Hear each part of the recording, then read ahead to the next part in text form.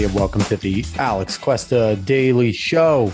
How is everybody on this Thursday, May 5th of 2022? I hope all is well. Hope everybody is doing well, is happy, is healthy, is good. And thank you for choosing to join me to listen to this show. If you like what you hear, like, share, follow, subscribe, rate 5 stars on Spotify and iTunes, spread this word of mouth, and go find us on socials, The Alex Cuesta Show. Go search it. We should be there. Now, I have to say that yesterday, I am officially a bad Star Wars fan. How did I miss May the 4th be with you? Maybe it's because I was on with David, and David's not the biggest Star Wars fan, but I have become a massive Star Wars nerd. And anyone that knows me knows it's not surprising that I'm being a nerd, but I have been reading upon reading upon reading. And when I say reading, I mean using the Libby app to do audiobooks, because I read slow as shit and listening's a lot easier to me. So, I listen to a lot of books, but I've been listening to a ton of Star Wars for the past few years now, just going through the expanded universe, whether it's the Legends version, which Disney has canceled, which has an insane amount of good work, or whether it's a new canon version that Disney has basically given its good graces saying it's real. But regardless, I have ingested so much. So for me to miss May the 4th be with you makes me a bad Star Wars fan, but I'm going to make up for it, because I'm going to say to everybody, today is Revenge of the 5th. So there we go. For those of you that don't know where that reference is, kick rocks, go watch some Star Wars. So let's get right down into it, because today I think is a important episode. I've done some important episodes already before, but I think today is very important for currently what's going on in the current climate. I'll explain more after we get through the Biden COVID tracker, because yes, here we are here still. And it's things are going on, and the man needs to be held accountable. The man with no plan, Joe Biden, needs to be held accountable for what he is doing here. So let's do. Yesterday on the 4th of May, we were at 81,476,300 cases. And in terms of deaths, we were at 994,639. As of today, May 5th, we are at 81,567,248 cases. That is an uptick of 90,948. In terms of deaths, we are at 995,083. That is an uptick of 444. So what does that say? We have a marginal number of deaths coming up for the second day in a row. Cases closer to 100,000, still nothing to call home about. I read an interesting article. I think it was from NPR. I think it might have been NPR, maybe CNN. I think it was NPR. They did an interview, and the title was, what would an endemic look like? And essentially the motherfucker described what's going on right now. And the way he described his definition of it is incorrect. His definition, he said, I've seen it used this way, endemic. It's when essentially when you can predict the pattern and the behavior of the disease. Everywhere I looked up the definition of endemic basically says that it's controlled to a regional area. So maybe that's what he means, but I think he's getting a little bit too cute with it. Essentially, an endemic means that you can keep the disease within your walls. Like, maybe coronavirus doesn't count because it keeps on moving around and mutating. But the example I saw used was malaria. Malaria is rampant in certain areas, not rampant in others. It's an endemic in certain areas, not an endemic in others. But this, however you want to phrase it, we are out of pandemic mode. So whether we're in an endemic or not, we are out of pandemic mode with this. And the reason I keep on doing the COVID tracker is because, like I said, we need to hold Joe Biden accountable. And on top of that, everyone needs to continue to realize every single day is another day that this man abuses his constitutional power, the thing he was sworn to uphold as the president, because what he's doing is extra constitutional with the emergency pandemic powers that he's using. And he shouldn't be doing it anymore. It's done. We're over. That's it. And, every single time we think we're going to give it back, they make an excuse. Oh, we have to see. There maybe is another variant on the way. Oh, we got to wait till the fall to see if there's a bump in the fall. We need to be able to move quickly. And that's the way dictators talk. That's the way authoritarians and dictators talk, where, we need to have the ability to move swiftly on this. So I need to continue to have some extra powers that I don't necessarily have. Just be wary. Be wary of who you support. Be wary of what they support, because this is not good. Speaking of supporting, we're going to get right down into it today because, like I said, I feel like this episode is going to be a very important episode. So I did the episode 2 days ago when I talked about the Politico article that has blown up, has rekindled Roe versus Wade in a very big way. And I kind of read the article, and as I was there, I was on the side of Justice Breyer and his interpretation of why he would side with the Mississippi bill. And I got to thinking, how the hell can people make an informed decision on if Justice Breyer, Justice Alito. What the hell am I saying Justice Breyer for? Justice Alito. Justice Breyer obviously said no, he's a liberal, he's on the left. Justice Alito is more of a constitutionalist. I'm not even going to say he's on the right. He just believes in the Constitution. So Justice Alito was on the side of on the majority on the mock vote. It's not a real vote. It's not a real draft opinion. It's all mock. It's all exercise. But in this opinion, he was stating, and I was mostly on his side for his reasons. But I did get to thinking, we need to know what the Mississippi bill says and what it is. And we cannot keep on leaving all this type of shit up to only the courts or only our government to know what these bills say. Because most of these state bills are not what you think of in the federal government, where they're 1,000-page bills, 2,000-page bills, 600-page bills. Those are unreasonable, but that's not what you get a lot of the times. People recall a little while back, I read the Parental Rights and Education Act from Florida, which was dubbed the Don't Say Gay bill by the activists. And lo and behold, when you read the bill, it's not a bad bill. It has nothing to do with not saying gay, but no one reads it. It's a 6-page bill. Nobody reads it. 7-page bill, whatever. No one reads these bills, and they're readable. Some of the stuff is legal jargon, but they're digestible, and you can get the understanding of what the bill is actually trying to say. And then you can make an informed decision of, oh, that's reasonable, or no, don't do that. And not just sit there and be a rah-rah for your fucking side. Don't automatically go and say, oh, well, potentially bans abortion.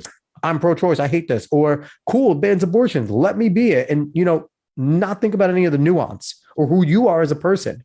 Just putting yourself in the shoes of being a part of a group and not giving a fuck about what you actually think or trying to make an informed decision. So here I am. I am here yet again to read the bill in its full entirety and try and interpret some of it. Again, I'm not a law guy. I'm not an expert, so don't take my law stuff as it is. There's plenty of law people on YouTube that you could probably go to with this and maybe ask them to do it, and they might be able to give you legal jargon better, but there's not a ton of legal jargon in here. A lot of it's layman terms, so I'm going to try and explain it as best as I can. And let's see where we go from here. I've read it already twice, so I know where I stand, and I'll kind of give you my opinion on the end, where I stand on this legislation and what I think should happen in the Supreme Court with it. But I'll let everyone make their decision. I'll read it out to you and then do something that no one else is doing. Nobody reads these bills. So let's go right here. First off, it is the Mississippi House Bill 1510.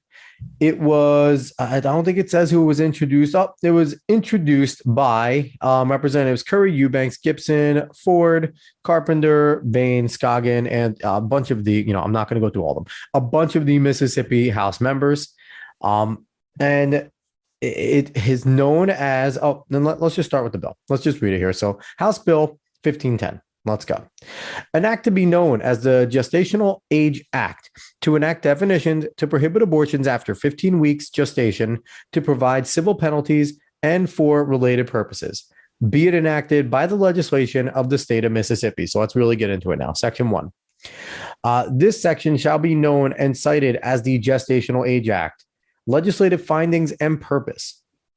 The legislation makes the following findings of fact and incorporates them herein by reference. Now, before I keep going, I'm not going to tell you all the subsections. I'm not going to do all that because it will get confusing, because right from there, it goes right to from section 1 to subsection 1 to subsection A, then down to subsection B, subsection I. I'm not going to do all that. I'm just going to read it. I'm going to make my pauses, and we're just going to go from there. If I have to stop and tell you it's a part of a specific thing or not, I'll let you know. All right, let's keep going here.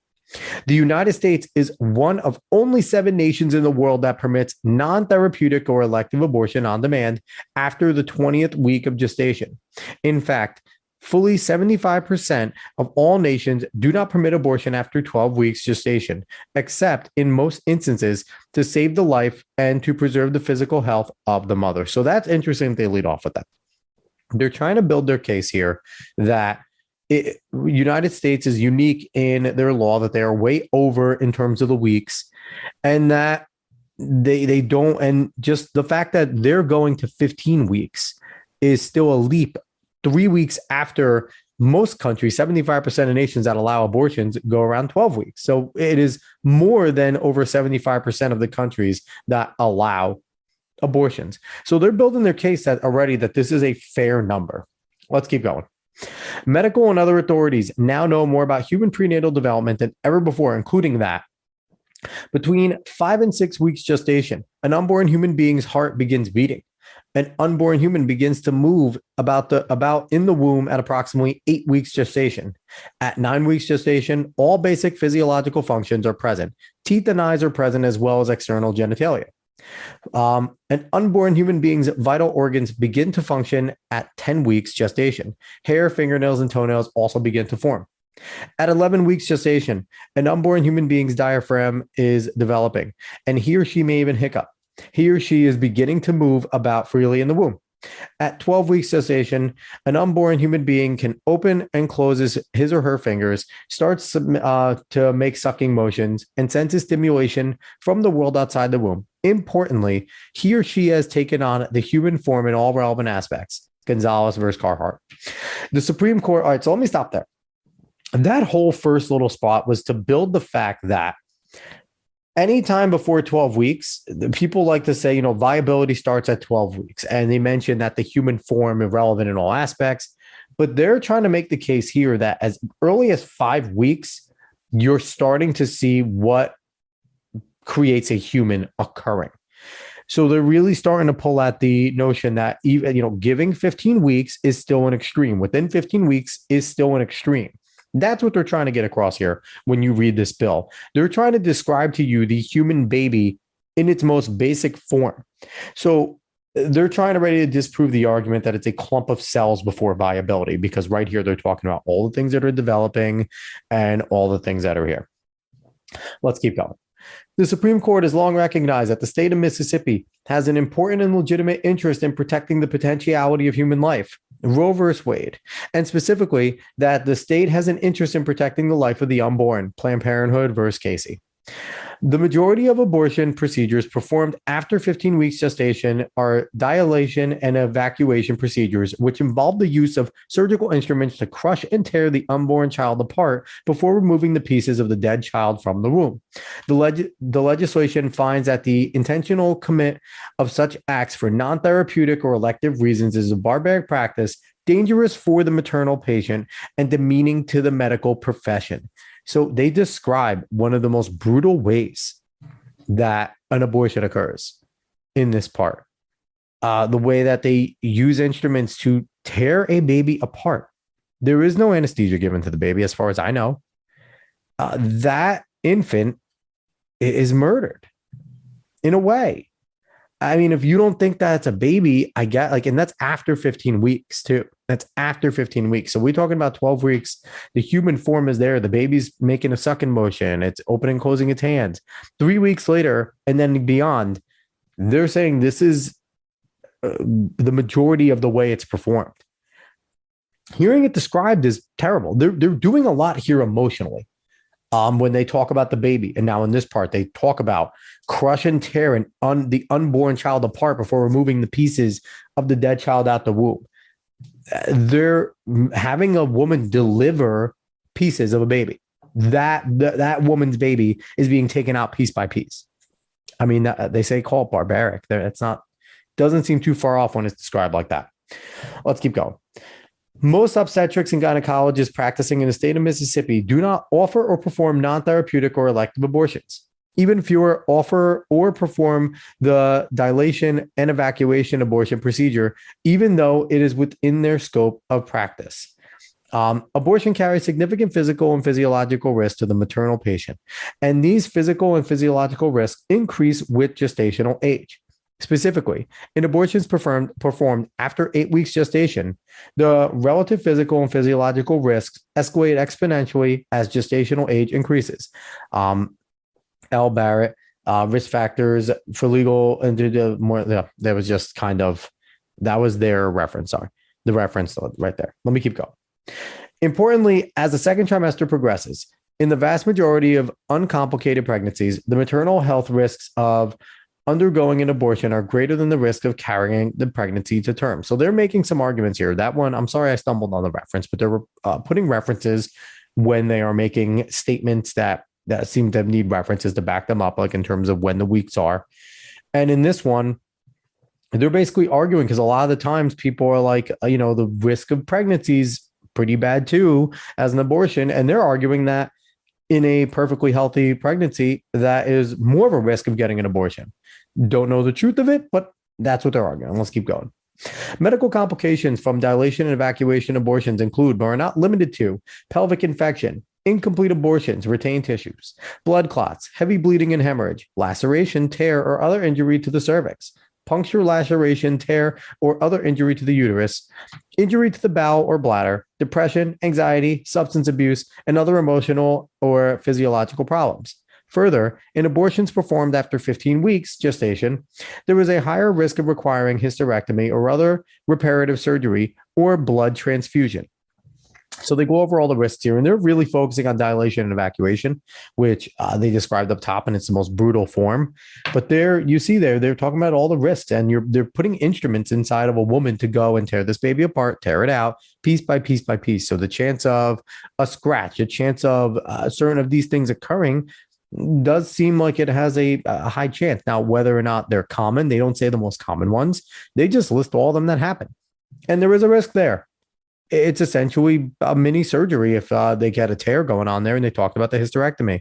So again, they are pulling at the dangers, the risks, the brutality in the first part of this bill here. And I think in the majority of the bill, that's why they are against it. Let's keep going. The state of Mississippi also has legitimate interest from the outset of pregnancy in protecting the health of women, Planned Parenthood versus Casey, as the medical, emotional, and psychological consequences of abortion are serious and can be lasting. Based on the findings in paragraph A of this subsection, it is the intent of the legislature through this act and any regulations and policies promulgated hereunder to restrict the practice of non-therapeutic or elective abortion to the period of up to 15 weeks of gestation. So it's officially in the bill now. That's the number, 15 weeks. And they're essentially saying the practice of non-therapeutic or elective, so that it's not necessary to save the life of the mother, that it doesn't have a medical necessity, is what they're saying with the non-therapeutic or elective abortion. Essentially, I don't want this kid, get it out of me. Past 15 weeks. So that's, and again, they reference the number of 12 weeks in 75% of the countries, and that United States is only one of 7 past 20 weeks where you can get an abortion. So they're looking at a number in between the past 20 and 12, and they landed on 15, which 12 to 15, I think, has been argued, maybe 16 weeks of the period of viability. So they're falling right in there. So let's keep going here. Definitions as used in this section.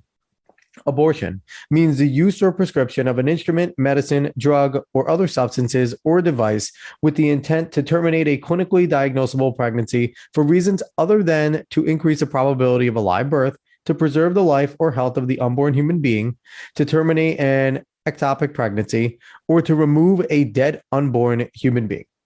Attempt to perform and induce an abortion means to do or omit anything that, under the circumstance as the person believes them to be, is an act or omission that constitutes a substantial step in a course of conduct planned to accumulate in the performance or induction of an abortion in violation of this section. So let's break down those two. Abortion, I think, is pretty standard. They describe it as using instruments, drugs, medicines to essentially kill the baby that's inside the womb, stop a live birth, terminate it, take it out.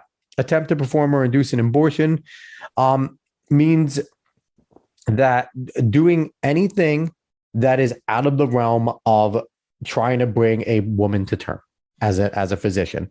So not not properly getting the checks, not properly doing anything. Like, so it's just essentially, if you've ever been with your wife that's been pregnant or your woman that's been pregnant, there's a lot of steps. There's a lot of scans. There's a lot of things they have to do.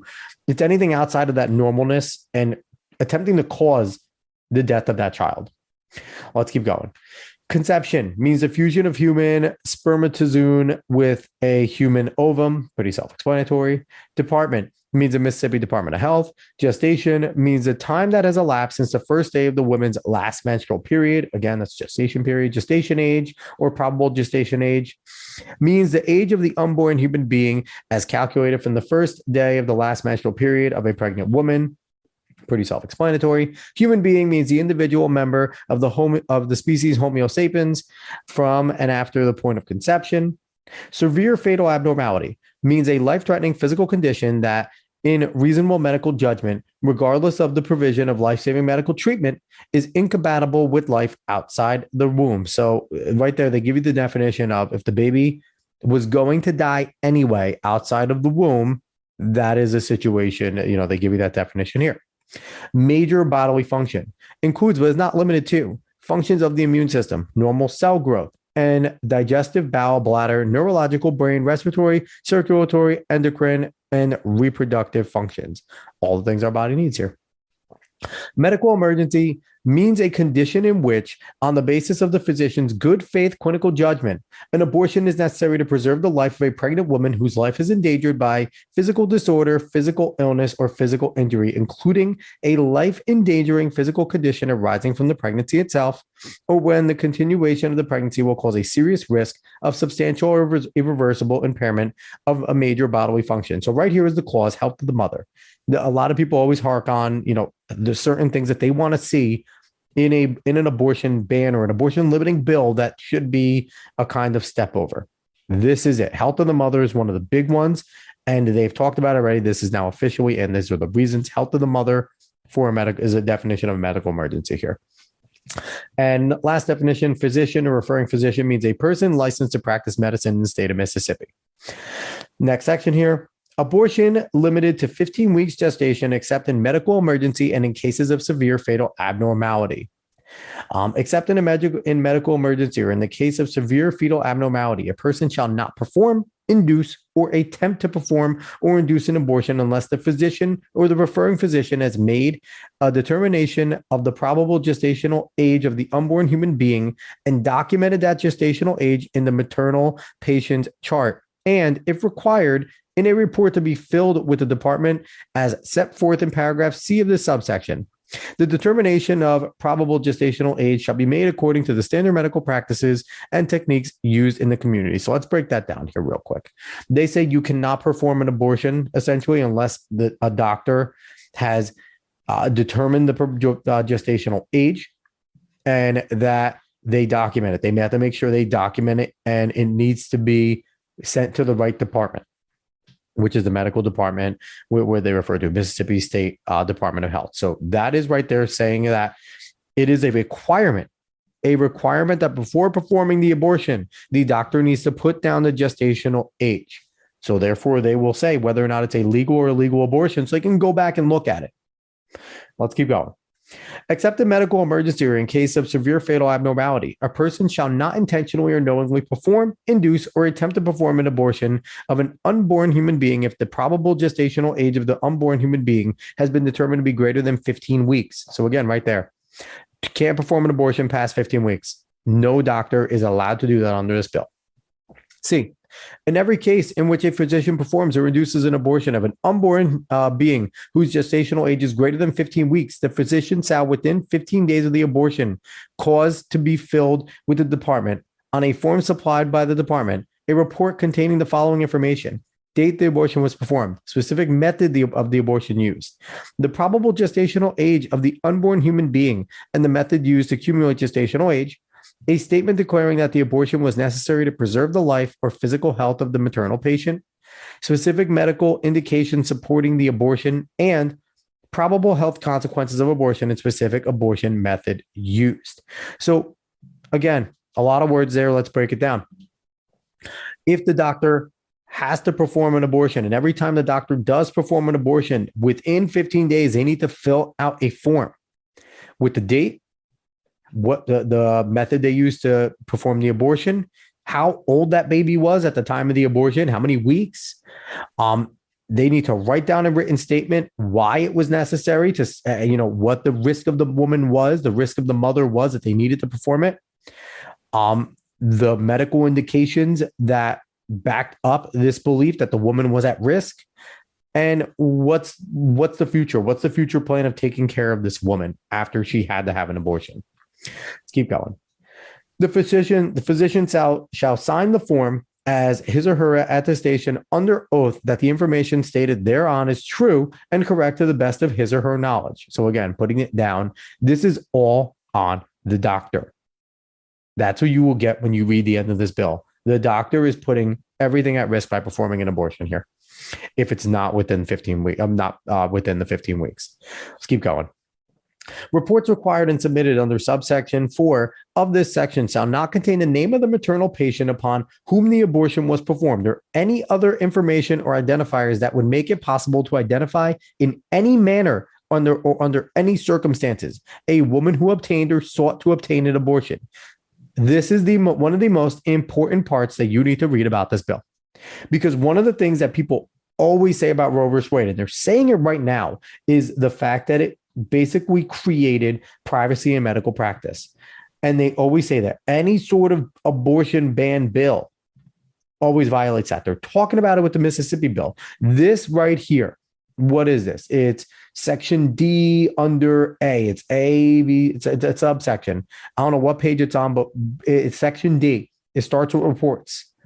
This is saying that you cannot identify the woman in any way, shape, or form that is getting an abortion or is seeking to get an abortion. Not just if it gets performed, but even if one is inquiring about when it gets cold feet and backs up, you cannot say that this woman did it. That is important. If you are someone that is for this bill, that is something that you can say, like, hey, no, you're wrong about that, because they will bring that up. Roe versus Wade created so much privacy, and Casey backed it up. And you could say, well, this bill backs them up too, because they still cannot let the cat out of the bag of the woman's name or any indicator of who they are. They really split any indicator, information, or identifiers that make it possible to identify in any manner, under any circumstance, a woman who obtained or sought to obtain an abortion. Very clear language there. Privacy is protected under this bill. Let's keep going. Reporting forms. The department shall create the forms required by this section within 30 days after the effective date of this act. No provision of this section requiring the reporting of information on forms published by the department shall be applicable until 10 days after the requisite forms have been made available or the effective date of this act, whichever is later. So essentially, you don't have to fill out forms until about 40 days after this act happens by punishment, because they have within 30 days to do it. And then they have 10 days to be made available. If we know anything about government, this is going to take them the full 30 days to get it out. So essentially, if this act gets approved by the Supreme Court, they have another 40 days to provide it, essentially. Let's keep going. Professional sanctions and civil penalties. A physician who intentionally or knowingly violates the prohibition in subsection 4 of this section commits an act of unprofessional conduct, and his or her license to practice medicine in the state of Mississippi shall be suspended or revoked pursuant to action by the Mississippi State Board of Medical Licensure. So again, right off the bat, the physician gets penalized with their license here, suspended or revoked right away. Let's keep going. A physician who knowingly or intentionally delivers to the department any report required by subsection 4C of this section and known to him or her to be false shall be subject to a civil penalty or fine up to $500 or per violation imposed by the department. So these are the sanctions and civil penalties of this bill. There is nothing going after the woman that seeks or gets the abortion. There is everything going after the doctor. And there's no jail time or anything. They're not calling them murderers. They're not saying that it's murder. They're not putting them in jail. They lose their license to practice medicine, which is big because that's their livelihood. So that's a huge hit. And if they lie about it, they're probably going to lose their license, and they're going to be fined $500 per violation into the department. So it could be pretty lengthy if they lie a bunch of times, but that is the penalty here. There is nothing on the woman. Women could still go get and seek abortions whenever they want. If the physician's willing to perform it, they're putting their license out on the line if they do it past 15 weeks. And if they lie about it, it could be even worse. They could pay a lot of money, but there's no jail time. There's nothing saying that they're murdering a kid. There's no felony. It is civil penalties and sanctions. So again, this isn't such a big felony, misdemeanor, jail time type of thing. It is going after the doctors. So the doctors, if there's these strong doctors who feel so strong about performing abortions, go for it. You could still do it. You're just doing it under your own risk. Let's keep going. Additional enforcement. The Attorney General have the authority to bring an action in law or equity to enforce the provisions of this section on behalf of the Director of the Mississippi State Department of Health or the Mississippi State Board of Medical Licensure. The Mississippi State Board of Medical Licensure shall also have the authority to bring such action of its own behalf. So again, those other two people, your Attorney General and the State Board of Medical Licensure, can also go after any physician that's doing this. Again, no jail time, civil penalties, stripped of licensure. Still sucks. A lot of money could be had if they lie. Your livelihood could be fucked. But again, it's not as bad as people make it out to be in terms of the penalties. And the woman still walks away scot-free. They get the mental issues of getting an abortion. They get all that, but they can still go get the abortion. They can still go seek the abortion. There is no penalty for women at all under this bill. Let's keep going. Construction. Nothing in this section shall be construed as creating or recognizing a right to an abortion or as altering generally accepted medical standards. It is not the intention of this section to make lawful an abortion that is otherwise unlawful. An abortion that complies with this section but violates any other state law is unlawful. An abortion that complies with another state law but violates this section is unlawful. Severability. It is the intent of the legislature that every provision of this section shall operate with an equal force and shall be severable, one form or the other, and that.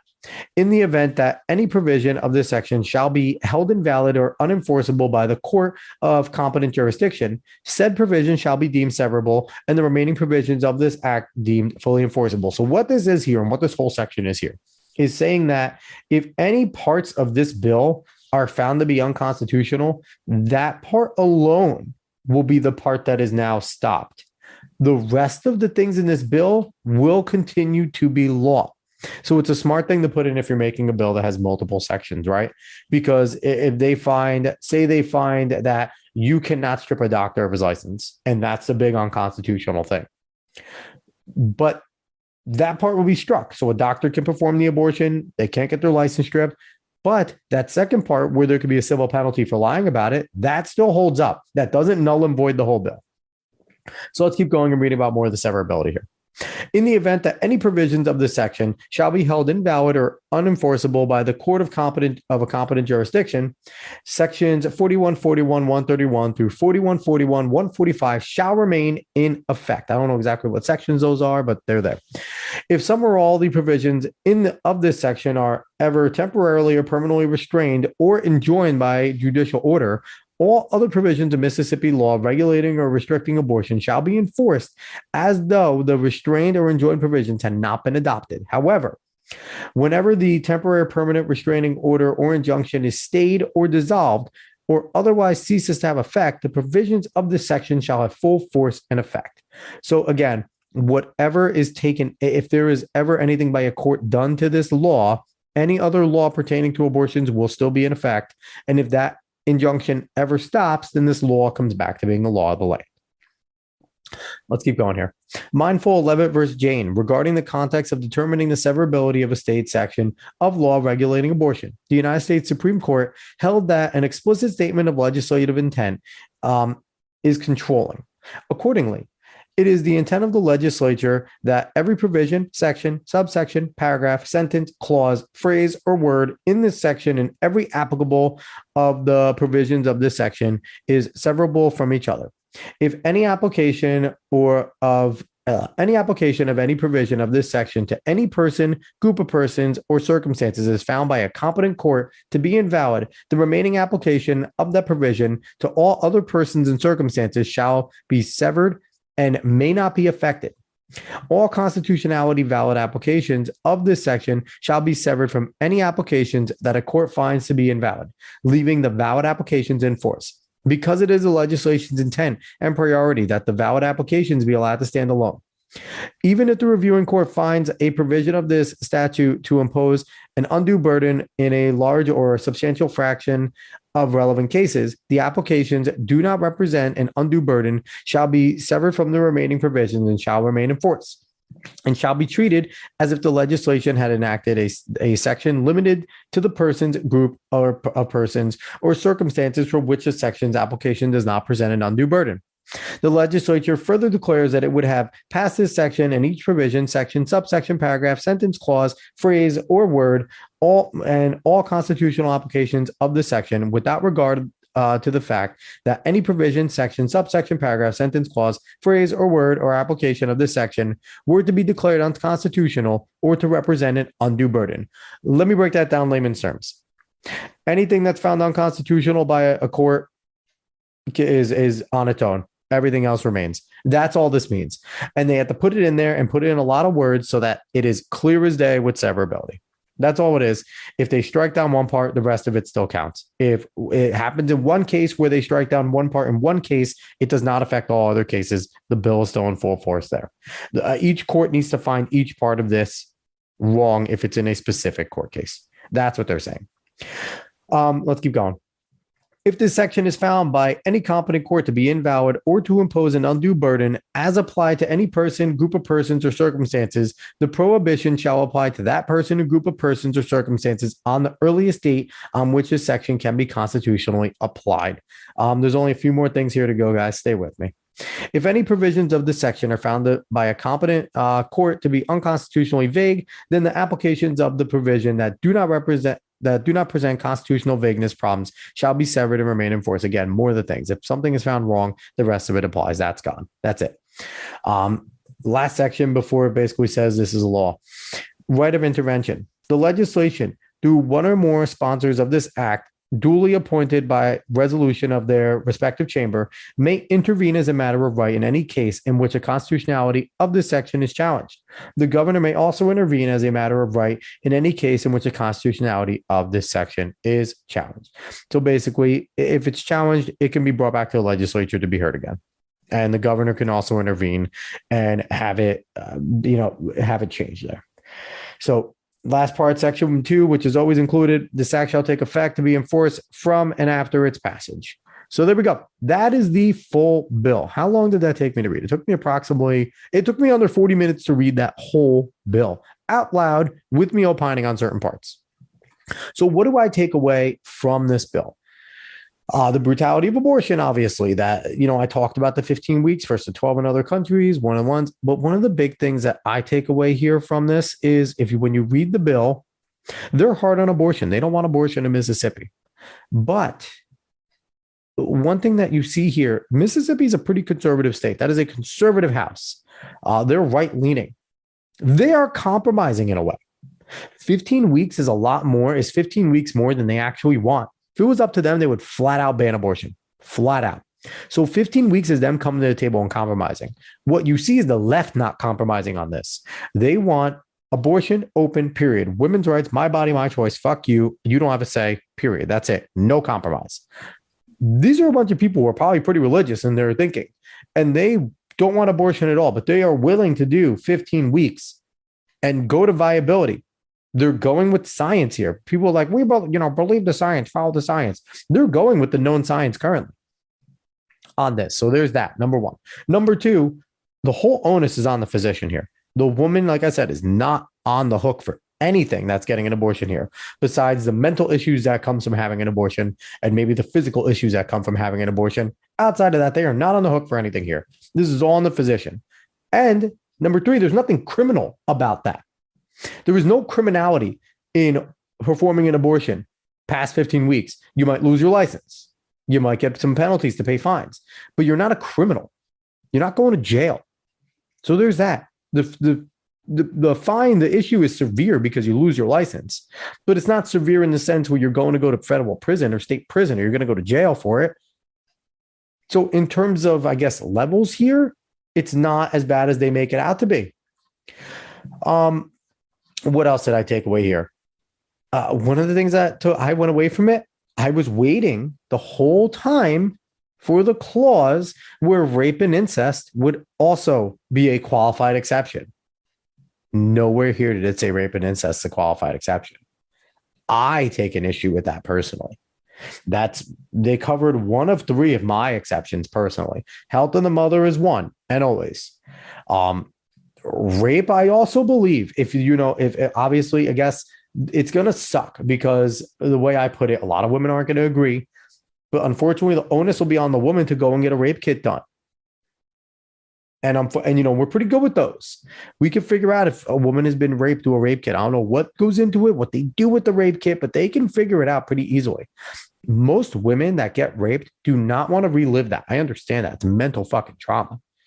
They do not want to relive that trauma. They do not want to, they try to block it out. A lot of times they don't want to even talk about it until it becomes too much to bear. I get it.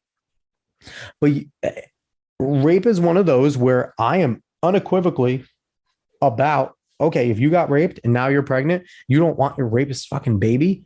Okay, go for it. I get that. I completely get that. You were a victim of a heinous crime. No reason for you to have to carry it. I get that. And incest is fucking gross. And it produces, we know the negative things that can happen for a kid that's born out of incest. That is a terrible way to live. I get that. Incest, another one. So that's the things to me. If I'm voting on this bill, I'm shooting it down in the Supreme Court. And I'm telling Mississippi to go back and put those provisions and represent it and repass it. And then I will vote for it. That is where I'm at with this bill. And the last thing I took away, they protect women's privacy. And this again, don't let anyone ever tell you in this bill that, Roe versus Wade is so big on privacy. This bill covers it. So tell them to fuck off when it comes to that. But if you're coming to me with this bill, I agree with, I want to say 80% of the bill, because those two would be 10% each, 20% together. Those would be two things that I need to see in the bill if I wanted to pass this bill. Overall, it's a well-written bill. It's a bill that really hits on the emotion. It talks about the baby pretty well and where it's at. It hits on the emotion of brutally describing an abortion procedure that is inhumane. It talks about gestation. It talks about all that stuff. It's well written. It's well cited with the way they wrote it. I would absolutely need to see those two provisions put in here before me as a Supreme Court justice could actually pass this. I could certainly see Justice Roberts not voting for this, and I can certainly see Justice Kavanaugh switching sides. I can. And I think in a surprise, you might see Amy Coney Barrett waiver.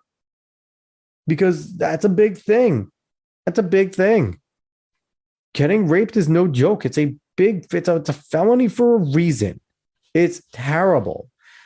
And, I guess, some people might not agree with me, but I guess that's where I'm a little bit of a progressive. Forcing a woman to carry a baby after a rape, that is inhumane. And that is terrible to do. So that's where I am in this bill. I read the bill in full to you. I hope a lot of people listen to this podcast because we need to start reading these bills. Whenever these big things come up, we let the narrative get shaped by people that either know what's in it and don't care, don't know what's in it and just make a statement because they need to be on a political side, regardless. But the biggest thing to do is go look up these bills. Listen, if they're fucking 100 pages, 50 pages, even 20 pages, whatever, don't read it. Skim it. Look for bullet points. Do a find and see certain words you want to see if they're in there. Do those things. If you want to sit down and read it, sit down and read it. If it's a long bill, I don't blame you if you don't read it. They make those bills long intentionally, but we have things to do. A bill like this that I want to say is maybe 4 pages. A bill like the parental rights and education, quote unquote, don't say gay bill in Florida was 7 pages with a 2.5 page abstract, 1.5 page abstract. I mean, these are not hard bills to read. They're not hard bills to take in. They don't take very long. I talked about it on the side and it took me under 40 minutes. For you to just sit down and read it, this is maybe, if you got to sit there, maybe think about some of the shit that they're talking about because it's legalese, maybe 5-10 minutes at most, at most. And that's if you're a slow reader. So please go find it. I'm going to include the link to find this bill so everyone can read it so they don't have to listen to me. But man, do your homework. I know Brian Stelter hates that, but this is one of the things you could do. And we all know lawyers. We all know somebody who's a lawyer. If you struggle with any of the definitions in here, you can Google it. Google has great definitions. You can go find that. If you don't like Google, do DuckDuckGo. If you don't like DuckDuckGo, use the Brave what you call it, search engine, whatever it is. Do that. The Brave browser. Do that. Do whatever it is you want to do, but please be on both sides, be informed about this, because I know there's a lot of people on the right like me that are just siding with it because it's an abortion ban bill and 15 weeks doesn't seem so bad. But there's a lot of people like me that are like, wait a minute, you're not going to let a chick that got raped get an abortion? That's not going to be in here. You're not going to let people that performed incest get it. There's some things in here that make me not jive with this bill, and that's it. And I have my positions where I stand, and I don't really waver unless I'm given a true reason to waver. And to me, those are two things that are pretty concrete and bedrock with me. So, all right, everyone. I really hope that that helped out a little. I hope that was a little educational. I hope it wasn't too boring. I tried to explain out in the best ways that I can, the layman's terms of it. If I missed some definitions, if anyone's a lawyer out there that listens, please tell me if I was wrong about something. Educate me. I want to be educated on certain shit, especially things like this, because I plan on, if there's bills that are big and they're readable and they're not 7 million pages, I'll do this again because I think this is informative. I think it's good. I think people either don't know they can do this or don't want to take the time. And sometimes it's easier to just listen to it. So everybody, I really appreciate you for listening. As always, like, share, follow, subscribe, rate 5 stars on Spotify and iTunes, spread this word of mouth, and find us on social media. The Alex Cuesta Show, Twitter, Facebook, Instagram. Everyone, thanks again for listening. Hopefully this was educational, like I said, and I'll be back tomorrow. See you later, everybody.